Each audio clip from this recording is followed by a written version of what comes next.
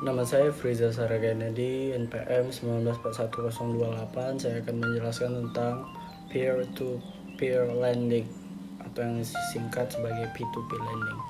Enjoy! Jadi alasan saya memilih investasi P2P lending itu, saya lebih suka ketimbang reksadana, dan kemudian P2P lending itu dia pengerjaannya sangat mudah dan bersifat online. Dalam arti kita sambil rebahan pun juga bisa menjalani investasi tersebut dengan maksimal dan cara yang benar. Yang pertama yaitu apa itu P2P lending.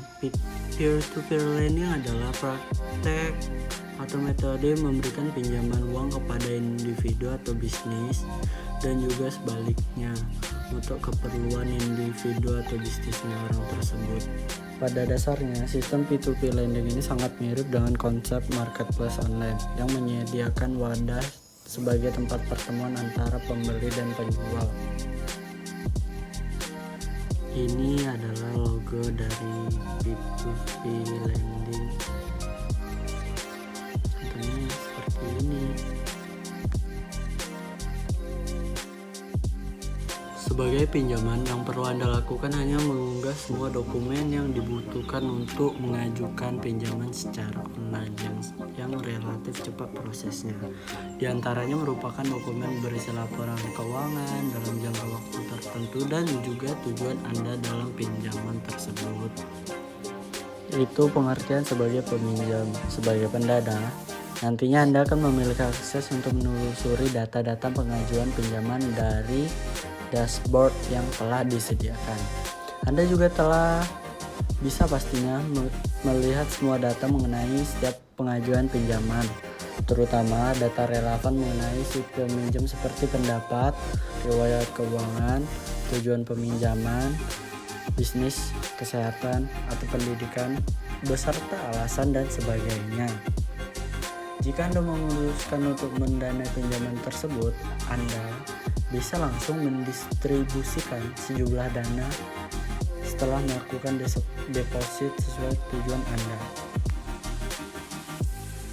Yang pertama yaitu kelebihannya.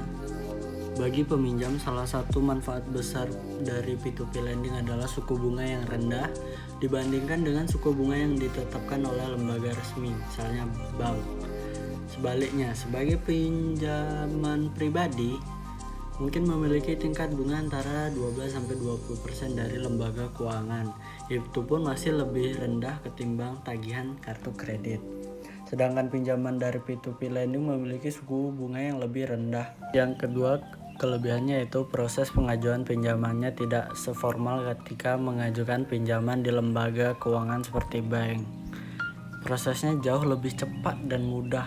Cepat dan mudah, Anda tidak membutuhkan syarat berlebihan yang harus dipenuhi agar pinjaman Anda disetujui. Nantinya, jika Anda memiliki reputasi yang buruk soal pinjaman keuangan, Anda bisa menjelaskan alasan baiknya kenapa hal tersebut bisa terjadi kepada Anda.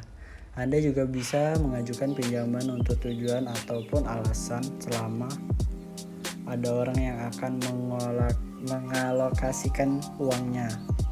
Terakhir, P2P lending merupakan pinjaman tanpa amunan, yang artinya pinjaman apapun sama sekali tidak diperlukan. Kekurangan dari peer-to-peer lending yaitu suku pinjamannya akan melonjak naik ketika kelayakan kredit Anda jatuh. Jika Anda telat membayar, tagihan Anda akan sangat signifikan, di mana jika Anda gagal membayar pinjaman Anda, jumlah yang harus dibayar nantinya bisa melejit tinggi. Pinjaman hanya cocok untuk jangka pendek, sebab semakin lama jangka waktu pinjaman, tagihan akan terus naik. Kemungkinan bahwa kebutuhan dana pinjam Anda terpenuhi secara keseluruhan, namun tidak ada jaminan bahwa keseluruhan mengajukan pinjaman dana akan terpenuhi. Kelebihannya yaitu memberikan pinjaman sangat mudah dan cepat dengan P2P lending, khususnya jika Anda memiliki dana lebih namun tidak harus mengalokasinya kemana.